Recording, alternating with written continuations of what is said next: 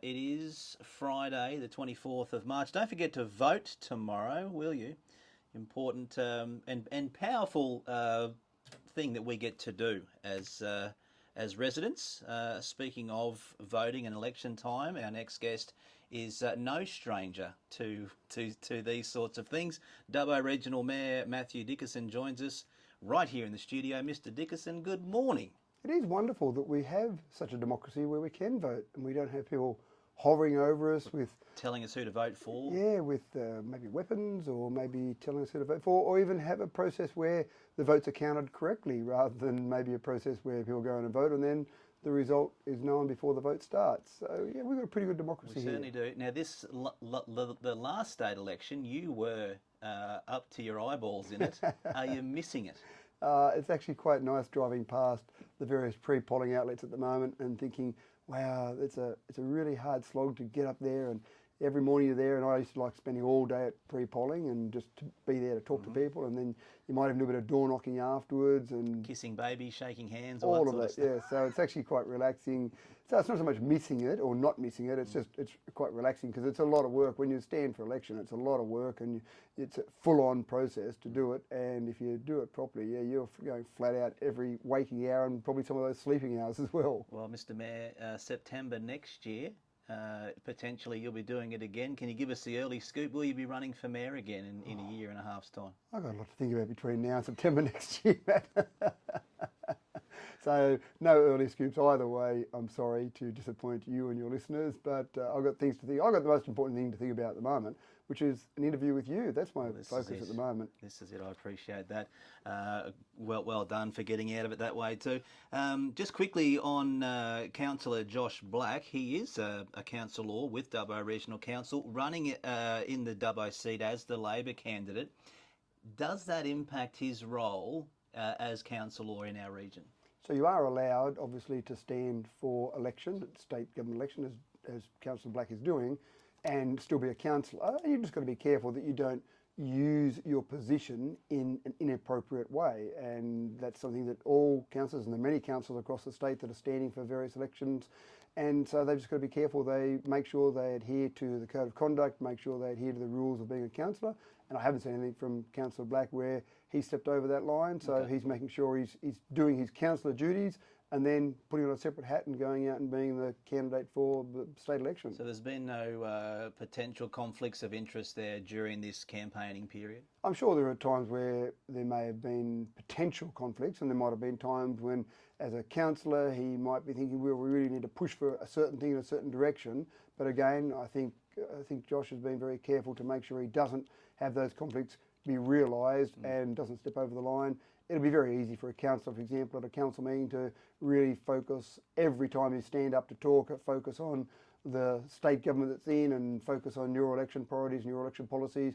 And again, if that happened at a council meeting, I think any mayor, any chair of that meeting would pull some up very quickly. Keep in mind there are some mayors around the state that are standing for state election as well. So it would be even trickier for them because then you're relying on someone sitting on the floor, like in terms of one of the other councillors, pulling up a point of order if the mayor starts using their position to unfairly influence election using their platform, which is not a platform designed for standing for election. Okay.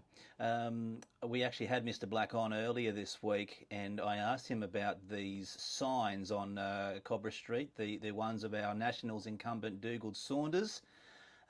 Council, it's alleged, have instructed the Nationals to take those signs down. Here we are a day out from the election. Those signs are still there. Can you clear this up for us?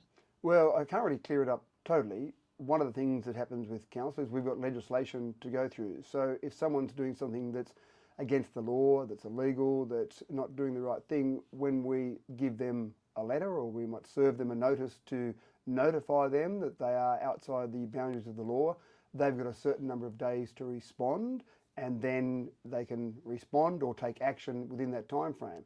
Typically, for many of those, you might have 21 days to respond, for example. So we might say, oh, we found you're doing something wrong. Here's a letter to formally inform you that you're doing something wrong. And then 21 days later, if you haven't done something about it, then council can take further action. But we can't, some people have said, well, it's illegal, just go and rip it down. well, we can't do that. That's against the law from us, so we're not allowed to go and do that. So we're not going to go and break the law. So certainly, But given this circumstance, Mr. Mayor, obviously in 21 days, well, they're not going to care after that because the election's over by then. Is there unique situations where you can shorten those 21 days? we've got the legislation that's set by the state government to adhere to, and so we've got to go through that process. So in very rare circumstances, if it was something that was life-threatening, for example, or something that was causing danger to residents, yes, we could go in and take some action. But for something that's an illegal sign that's supposedly not endangering anyone, then there's a process we've got to go through. We're following that process to the letter of the law. We're making sure that everything we do is accurate and correct. And in this scenario, there was a notice served on the 6th of March to the National Party, and they've got their time frame to respond in, and they will do that. But you're correct, 6th of March, you add 21 days, that gets you to That's Monday. That's right, that gets you to the 27th of March. So some may Any say... reason that letter was sent to them on the 6th of March? Or was it just when council found out about the signs then? Or I would suggest that there are, and if I was being cynical, did they go up on the 6th? Maybe some political parties know the system and the way it works, and maybe they work in with timeframes that they know councils have got to adhere to. So that would be me if I was being a cynic. But again, we've got a process. We've got to investigate when something's reported to us. We investigated. We sent the letter on the 6th of March. And then we're waiting for the response from the National Party. Mr. Saunders, the Nationals incumbent, has suggested he knew nothing about it. It all came from his party, the Nationals Party. You've been involved in that state government election process. Would you agree with that statement? He would have known nothing about the signs? Well, I'm the worst person to ask about that because I stood as an independent, so I had absolute control over everything that happened. So there was no way, if something like that happened, that I could have said personally, oh no, it wasn't me, it was just my party officials. The team. And my team. And look, don't get me wrong, I had hundreds of people helping Great volunteers. me. That's right, but I certainly would have been aware of anything like that. And if something was being done illegally, then, so for example, trees, it's illegal to put signs up on trees. And so I had a couple of my volunteers who did put signs up on trees, and I instructed them to take them down immediately because it was illegal to put them up on trees, so they were taken down immediately. So, yeah, again, I haven't had that experience with a party controlling parts of an election process, so it's hard for me to comment on what anyone that's a candidate might know as opposed to what the party might know. Okay, let's move away from the election tomorrow just quickly to talk about last night's ordinary meeting. I do take your point that it's never ordinary. It's the official name of those, only because you can have an extraordinary meeting when you put an extra one in, you schedule an extra one. But yeah, I agree with you. Then it's an extraordinary meeting. Exactly right. And sometimes those extraordinary meetings are maybe 5 minutes long because it might be one little item you've got to deal with in those extraordinary meetings. But essentially, yes, the ordinary, we need a better name for it, don't we? The outstanding monthly meeting. Well, it just gives me something to make fun of regularly, Mr. Mayor, so I look forward to continuing that. But airport charges were on the topics of conversation last night. It's an interesting one because most airports around the nation, I'd probably suggest most airports around the world, charge a per passenger fee. So when a plane lands, each passenger on that plane has contributed a little bit to the running of our airport, and that seems like a fairly accepted method. Our staff have been investigating ways to run various parts of our operations better, and the idea that they brought to the council meeting last night was an item or a concept called MTO, maximum takeoff weight. So whatever the maximum takeoff weight of a plane is, it might be 8 tonnes, 10 tonnes for say like a Saab 340B, it might be over 20 tonnes for a Q400, you'll pay a per tonne rate, and the suggested rate for that was $5 per tonne.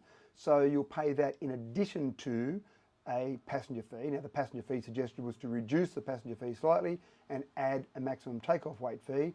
The concept there was if a plane lands with 2 people on it or 70 people on it, it's still using up some of our runway. In other words, it's still a landing on the runway and a takeoff from the runway, which is what eventually wears out that runway where we've got to actually replace that runway or do major repairs to it. So the idea was not just relying on individual passengers, relying on the maximum takeoff weight. Now, we debated that last night and councillors rejected that idea in the end and have stuck with a per passenger fee rather than a combination of the two. And part of the logic from our staff was that it evens out the income stream for our airport, because you're getting planes landing. We don't mind if there's a few people or a lot of people on there. We've got a certain payment and then a variable payment. But the idea here is that there's some pain for airlines. They don't know how many passengers they're going to have. We don't know how many passengers they're going to have, so let's share some of that pain. Okay. So we start to wrap it up very quickly. We're talking about this fence consultation out there at Cameron Park Playground in Wellington.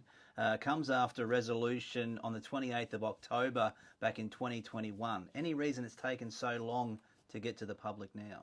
I think just because of that changeover from one council to the next group of councillors, I certainly wasn't aware of that. I wasn't on council back in those days, and the former Mayor of Wellington and former Deputy Mayor of Dubbo, Anne Jones, actually mentioned this to me and said that there had been a resolution to do this. So I appreciated that information from Anne, and then I went and investigated it further, and we found that resolution from October 2021. So we'll go through now and do the consultation to see whether or not a fence is needed around there. And some people have talked to me about that fence. They've said, we need a fence, we don't need a fence. There's a few different opinions there, so let's survey the public and make a decision based on that. Mr Mayor, as always, we appreciate your updates. Enjoy your Friday. Thank you, Matt. It's 3 to 8 here on 2 to You.